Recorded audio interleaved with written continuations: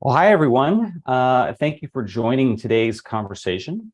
My name is Adam Kovakovich, and I am the founder and CEO of Chamber of Progress. We are a center-left tech industry trade association that's devoted to promoting technology's progressive future. And our organization works closely with democratic policymakers at the federal, state, and local level to promote policies and rules to make sure that technology is working for people. One of the issues that our organization focuses on is the future of work, and particularly the needs of the growing gig workforce. One of the things we've seen over the last couple of years is a number of states grappling with gig work policy debates, most notably California's passage of AB 5, reclassification law, and the subsequent voter approval of Prop 22 in 2020, which endorsed independent contractor status with wage and benefit guarantees for gig workers. And so we've seen a number of states since then take different approaches to gig work policies, and there are states that are actively considering policies in this area for next year, particularly Massachusetts, but also Illinois, Minnesota, and others. And so as state lawmakers tackle these issues, we wanted to shine a spotlight today on how one state in particular took a third way approach to gig work. And I'm talking about a landmark gig work bill that was signed into law in Washington state last year, which reflected compromise by both rideshare companies and organized labor in the form of the Washington State Teamsters organization. That compromise in Washington state gave Uber and Lyft drivers the ability to accrue paid sick leave, minimum pay standards throughout the state, access to workers' compensation, and it allowed drivers to maintain their independent status and continue setting their own schedule. Our hope is that by hearing directly from some of the key players involved in this compromise, this conversation can provide some insights for policymakers in other states and cities for how to create a sustainable, fair gig work ecosystem that safeguards both workers' rights and flexibility. So with that, let me introduce our panelists, and I'll ask them to turn on their cameras as I introduce them. First, I want to welcome Representative Liz Berry, who represents the 36th District in Washington State, which includes parts of Seattle. Representative Berry is chair of the Labor and Workforce Standards Committee and spearheaded the compromise within the legislature. Next is Ramona Prieto, who serves as Uber's head of public policy and communications for the Western United States. And finally, Nick Johnson, who is Lyft's director of public policy for the Western region. I want to note as well that we invited state organized labor representatives who were involved in crafting the compromise, but they declined to participate. With that, I'd love to kick off the conversation by turning first and foremost to Rep. Berry. Representative, to lay the groundwork for the conversation, I'm hoping you could sort of walk us through how this gig compromise came to be. What were some of the things that prompted you to introduce it? And more specifically, what were some of the main goals you had for crafting an agreement between the legislature, industry, and labor? Thank you so much for having me, and thank you for the great question. So I think I know the audience for this webinar is other legislators in other states. So I would say that the baseline for a compromise or a deal around this issue would be making sure that you bring all the people together, all the different parties together who would be impacted. So the TNC companies or whoever you're working with, the labor partners, so people who represent the workers, the workforce. It doesn't need to be a labor organization. It could also be an organization that represents workers in some other way. And also the various departments in your state that deal with these issues, and talk about what are the principles each of you need to see, each of those different parties need to see to work on a deal. So ours came about many years before I was elected to the legislature.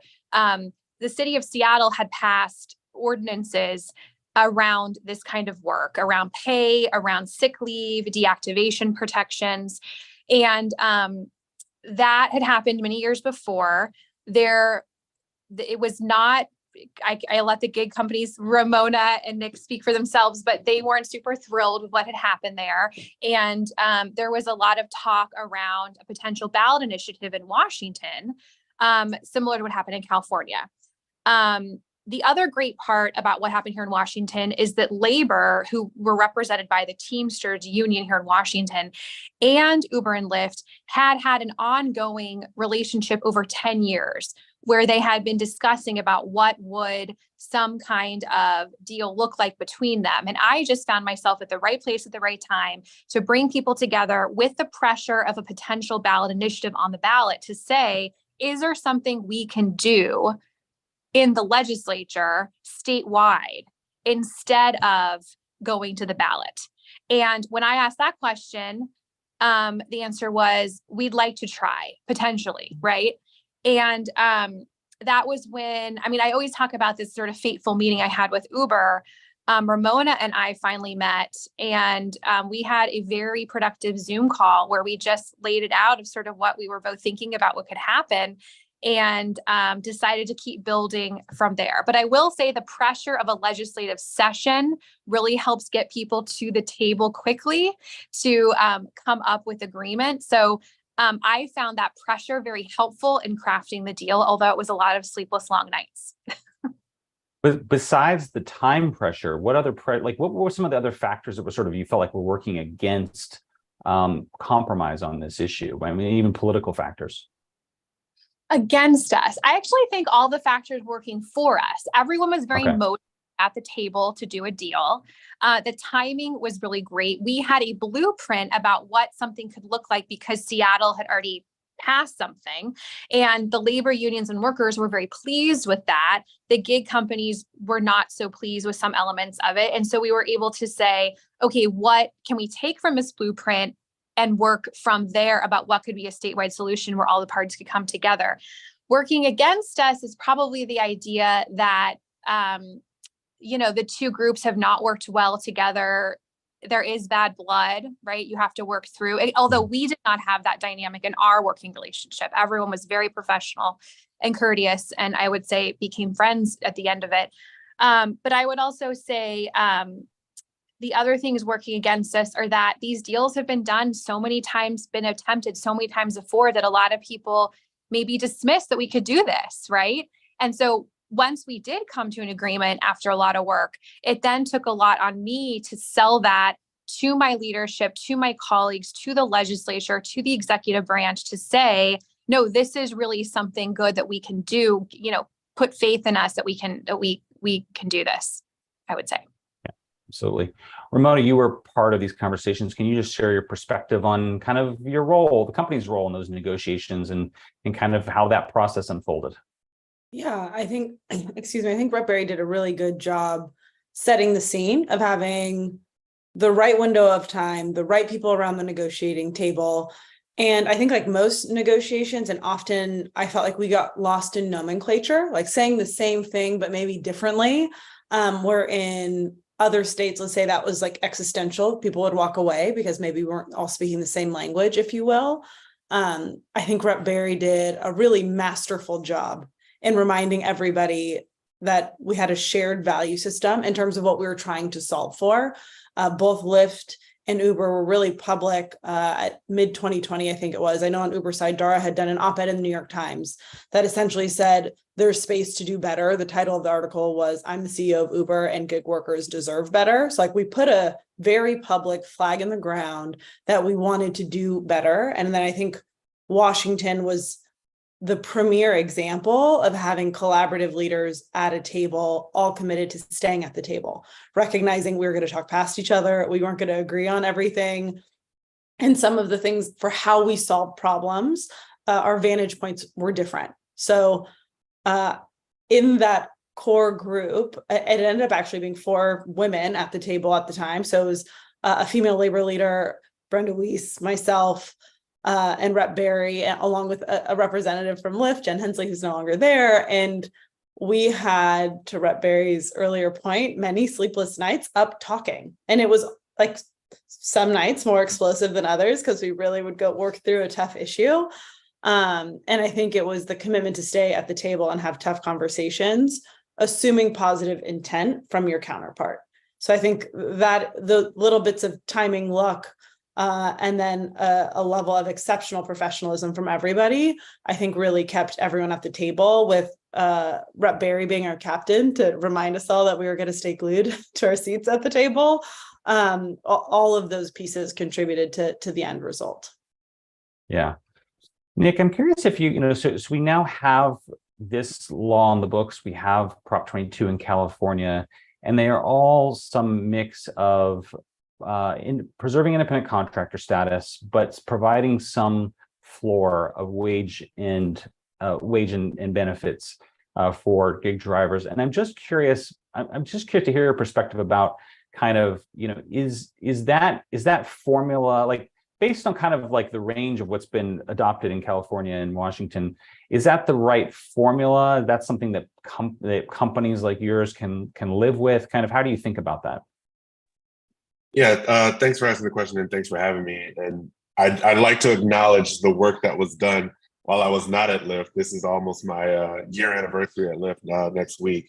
And a lot of smart people at Lyft were involved in these discussions, and Ramona mentioned Jen, and I just want to acknowledge the work that they did. And when I came to Lyft, I was completely floored how they got this deal. And looking at all of the collaboration that happened, and working so long in California as I have, it's very important to have a convener like Rep. Barry to bring those opposite sides together to collaborate on something as monumental as this. I would say that it's still yet to be seen what an exact formula would be. It could be a situation where we don't have an exact formula, and it's based on the economics of the state, right? We know that Prop 22 and 2076 in Washington have some differences, right? Whatever we come up with in Minnesota is probably going to have some differences, right? And so I think that looking at that third way, there is going to be definitely a conversation about minimum pay standards and deactivations, because I think those are the two important things that drivers bring to us all the time. And that's the important thing, right? Our drivers are our customers, just like our riders are. And those are the two things that they bring up most. So there's going to be some element of that, but there could be some issues that impact drivers in Maryland that don't impact drivers in Florida or in New York. So those are things that have to be discussed collaboratively. And I think that's what happened here. And that's what, I mean, I'm probably sure we're going to talk about this later, but that's not what happened in Minnesota. And right. When you have that collaboration, you can talk about some of the things that impact specific drivers in those markets. So I think that's what's going to happen. We're going to have a formula per se of certain things that we're going to talk about, like deactivations and minimum pay, but it may be different from state to state. Representative Barry, a critical ingredient of this compromise was having participation letter support from the Teamsters, state Teamsters organization. And I know that they face some pressure there's some pressure from the National Teamsters organization to the governor in the end about signing the bill. Just curious, how critical was the support of the state Teamsters organization, and why do you think they were open to third way approaches in the state? They were absolutely critical. And first, I want to set the table how I identify myself. I am a pro-labor, progressive Democrat from the city of Seattle. And I think it's really important for any lawmaker contemplating this kind of deal in their state to get outside of their box, to think about who your North Star is going to be in this deal. And for me, that North Star was the drivers, the workers themselves. And when I sat down with drivers, they wanted Seattle pay statewide. They wanted sick pay protections. They wanted workers' compensation through our state fund, which is excellent. And they wanted deactivation protections so that Uber and Lyft are not the judge and jury if they get kicked off the app for whatever reason. Because of those things, that was the kind of deal we crafted. And I think it's easy for folks on both sides of the aisle to get put into their box about what they think that kind of deal should look like without speaking to the drivers themselves. I still personally believe that these workers should be classified as employees. And I know that might not be popular on this forum to say that, but that is my personal belief. But the drivers themselves were saying that is a fight we've been having for over a decade. We cannot make progress on this fight. In the meantime, we want these basic protections and pay for ourselves why this continues to get adjudicated at the federal level, really. Because of that, we were able to go to the Teamsters early and say, okay, they were saying this to me as well, that this is something we're able to look past to get these other basic protections for our workers. So because of that, because of them, I think really thinking outside the box and looking to who they represent about what they wanted, that's why I think they were able to come to the table and say, okay, for Uber and Lyft, the number one issue is classification. For us, the number one issue is getting these other things for our workers. Let's come to the table and figure out how we can work around those things. So I would say they were critical. I would not have sponsored nor carried the bill nor advocated so fiercely for it, if not for that worker advocate side of the equation coming to us and saying, this is good for our people. Absolutely. Do you think that the fact that Seattle had already adopted this set of protections into law was basically sort of enabled, paved the way for the state compromise? Absolutely. I mean, the Teamsters were at the table helping get that Seattle law passed. And they knew it inside and out. And Ramona knew the players of the Teamsters, and Jen knew those players inside and out because they'd already worked together. And again, I felt really lucky to come into a situation where these relationships had already been forged. We already had a blueprint and a roadmap for what it could look like statewide. And there were very motivated partners to get something done outside of an expensive and fraught ballot measure. Everyone wanted to come to the table and come to an agreement to figure out what we could do. And once we figured out what the absolute must-haves were for each side, and when I presented those to each side and the other side said, okay, we knew there was something to go, but I have to warn folks, it gets harder once you put words on paper. And no one was willing to put words on paper before until I started doing that. And that's when it got really hard, but don't be deterred by that. Keep pushing through. Well, I mean, and really, I think this it really is a testament to your decision to lead on this, because I think that's what you haven't necessarily seen in other cities. I think you see, or states, you see in other states, legislators saying, well, industry's saying this, labor's saying this, and I don't really want to get engaged in trying to find the common ground. But I think once you actually, that was really compelling that you could find it. And you actually, by listening to both sides, and I think that's really compelling and a testament to your leadership. Ramona, just to zoom out from Washington State a bit, there was been a lot of attention the last couple of months to a bill that was passed in the Minnesota legislature for a rideshare wage floor, then vetoed by the governor. I'm curious kind of how you'd compare the Washington State Compromise to that bill, and why do you think the Washington State Compromise succeeded, but the second did not?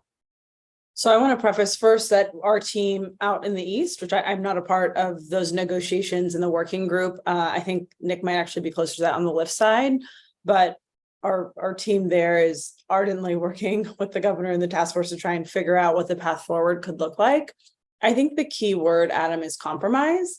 And my understanding was that how things started were a bit inverse compared to what Rep. Barry has described happening in Washington, where being caught off guard by a bill and not having all of those impacted around a table to actually have the discussion, et cetera. So I think not having the group at the table to help provide inputs, one of the amazing things that we got to experience in Washington, to Rep. Barry's point on putting pen to paper and realizing how tough it is, because the devil's in the details, and nomenclature really is a blocker because of how we all talk from our respective vantage points of the world or businesses.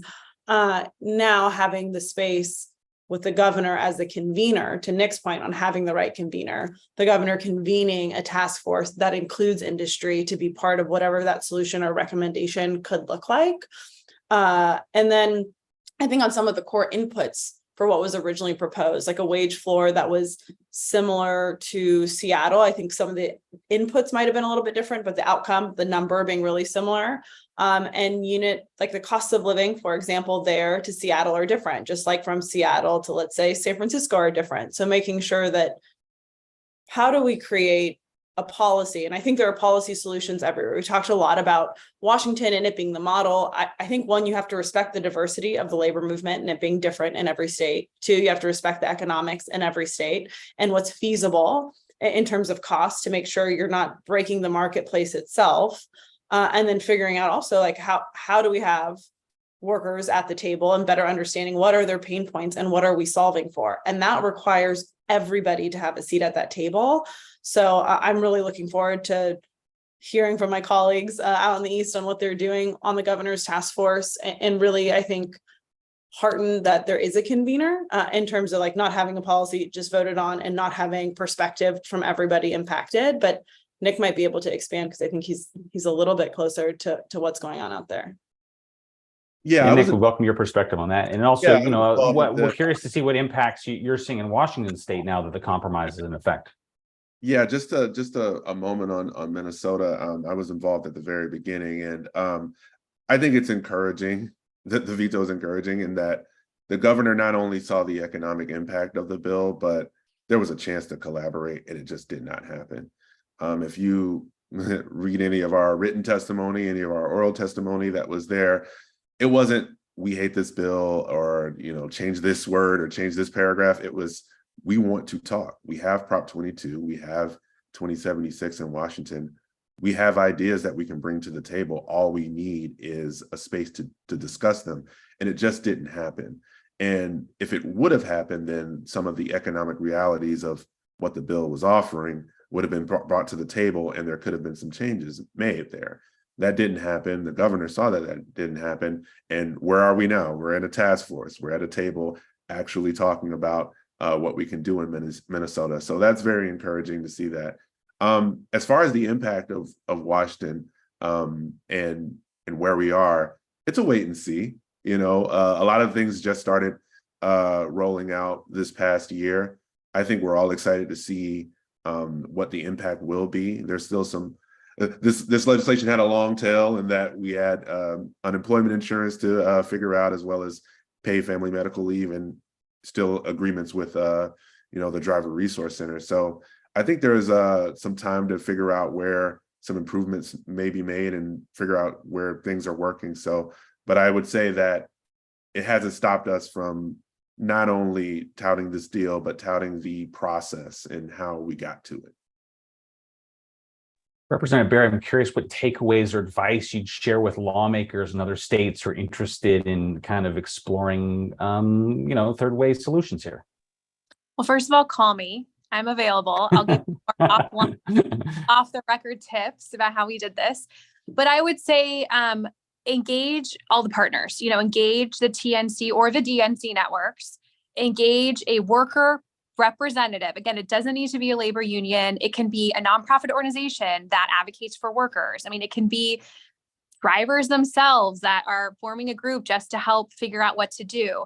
And I would also really encourage you to engage your executive branch and agencies and the deal that you do, because something that was unknown to me was kind of the long history of long meaning 10 to 15 years of how the gig companies have been interacting with different state laws when it comes to unemployment insurance, premiums paid or not paid, workers' comp, and figuring out, there's a lot of history there. Some of it positive, some of it not. And so if you can bring in your executive branch and say, okay, what do you need to see happen before we can move forward in a positive way to make sure that these benefits are now enjoyed by the workers, if that's what's agreed to?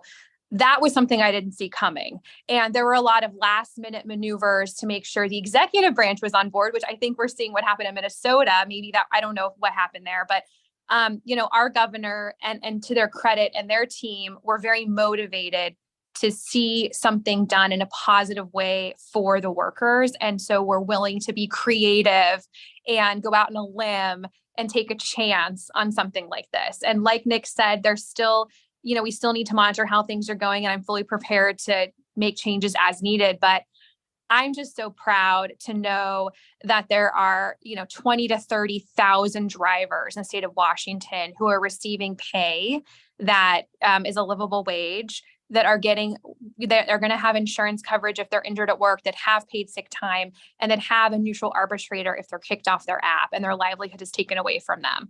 That is very meaningful for those workers. And I really appreciate everything Uber and Lyft did to make that happen. Thank you, Representative. Two last questions, or one last question each for Ramona and Nick, which is, what advice do you have for legislators in other states? How can they think about crafting smart solutions, and where would you like to see policymakers experiment and try approaches that maybe haven't tried yet? So Ramona and then Nick on that question. My leading advice to legislators, echoing Rep. Berry, actually, is call us.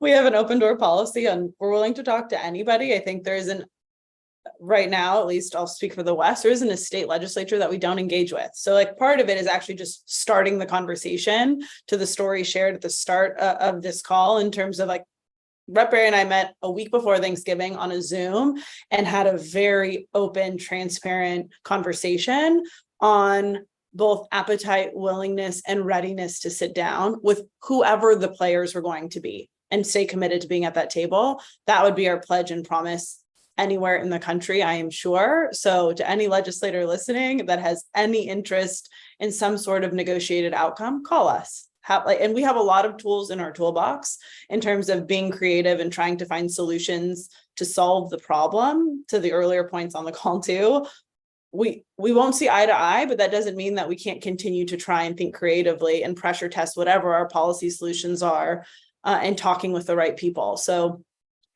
ready to respect the diversity, I think, both of the labor movement and meeting them where they're at, or whatever advocate nonprofit, as Rep. Berry mentioned, in their respective states, and the interested legislators, and bringing driver voice to the table to have a really comprehensive conversation on what policy solutions could look like. So that's my leading advice, to pick up the phone or send a text or send the email and start the conversation. Great. Nick, with a final answer. I really can't add any more than that. Ramona, perfectly. We just need to talk. That's where. Is there any third way approach you'd love to see a state experiment with, which we haven't seen yet? I don't think I understand that, like, in a different way experimenting with. Well, portable benefits, or other kinds of experiments like that. I think those have all been there. There have been examples across the state on different state solutions that have included what benefit packages could look like. I don't think. Yeah. I will say we certainly do not have religion on it in terms of how can we make it work. What's the way that we could scale it for drivers that they're interested in. So I think we've talked about portable benefits and portable benefit funds. And for example, in California, we do a health stipend specific to healthcare. In Washington, we pay into some of the institutional systems that are frankly really unique to Washington. I think they're one of 3 states that have that UI and workers' comp system that we're partnering with. So I think it really depends on the state, but I don't think there's a cookie cutter way to do it. And we'd be open to a lot of potential policy solutions. I would add one more thing to state lawmakers who are listening is a lot of the time there are state lobbyists who represent the companies who are kind of gatekeepers to them. I got gatekeeps a lot and kind of stopped when I would ask about engaging in this conversation, when finally they opened the door and let me meet Ramona, basically. And then I knew we could do a deal. So don't give up on that and really insist on meeting with the in-house folks. Actually, if you want to talk to Uber, ask to talk to Ramona, even if I fear the 2 of you are going to be going on a negotiation tour after your PSA here. So we are. So there you go. You can solve it in Washington State. Be globe-trotting problem solvers.